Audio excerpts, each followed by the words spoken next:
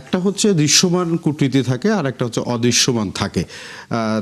এর বিপরীতে আরেকটা বিষয় হচ্ছে এই যে মার্কিন যুক্তরাষ্ট্র বা বিভিন্ন দেশের রাষ্ট্রদূতরা আসেন বা বিভিন্ন দেশের সঙ্গে যে সম্পর্ক হয়, বেশিরভাগ সময় আমাদের দেশে যেটা আমরা দেখি যে সরাসরি জনগণ জানতে পারে না, বিভিন্ন মাধ্যম দিয়ে জানতে হয়। এই জুলাই অভ্যুত্থানের পরে যে বাংলাদেশ, সেখানে কি আপনার মনে হয় না যে একটা জানার প্রক্রিয়া বা জানানোর প্রক্রিয়া, যেমন সোহরাব হোসেন বলছেন সংসদে আলোচনা হতে পারে, সেটা আমরা করছি না কেন? আপনাকে ধন্যবাদ। প্রথম কথা হচ্ছে কূটনীতির যে বিষয়গুলো একটা দৃশ্যমান থাকে আর একটি পর্দার আড়ালের ঘটনা থাকে।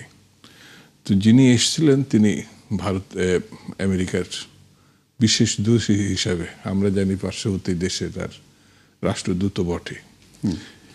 তারপরেও তিনি যে বিষয়গুলো নিয়ে এখানে আলাপ করার জন্য আসছেন, সেখানে মোটা দাগের যে বিষয়গুলো আমি মনে করি তাদের দেশের যেমন স্বার্থের ব্যাপার আছে, আমারও বাংলাদেশের স্বার্থের ব্যাপার আছে।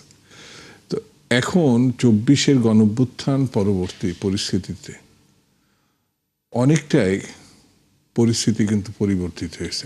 আগে ভারতের মধ্য দিয়েই বাংলাদেশকে দেখার একটা দৃষ্টিভঙ্গি বা অবস্থা আমরা লক্ষ্য করেছি, কিন্তু ২৪-এর পরে কিন্তু সরাসরি যে কূটনীতির বিষয়টি সেটা আমরা লক্ষ্য করছি।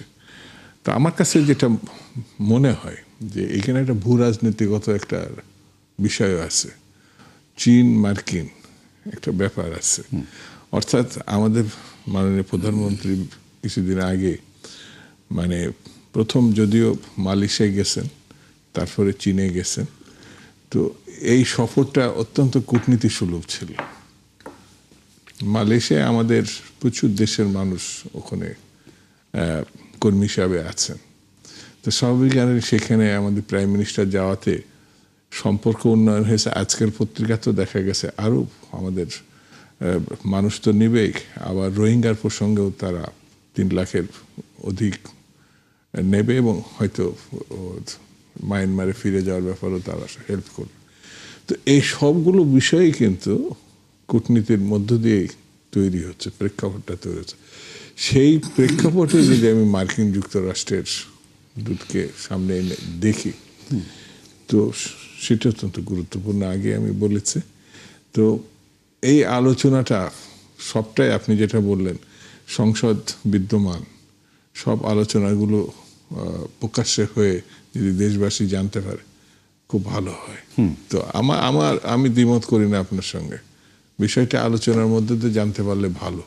কিন্তু এমন কিছু প্রসঙ্গ যদি থাকে যেগুলো আড়ালের প্রসঙ্গ, তো সেই ক্ষেত্রে তার বলার কিছু থাকে না।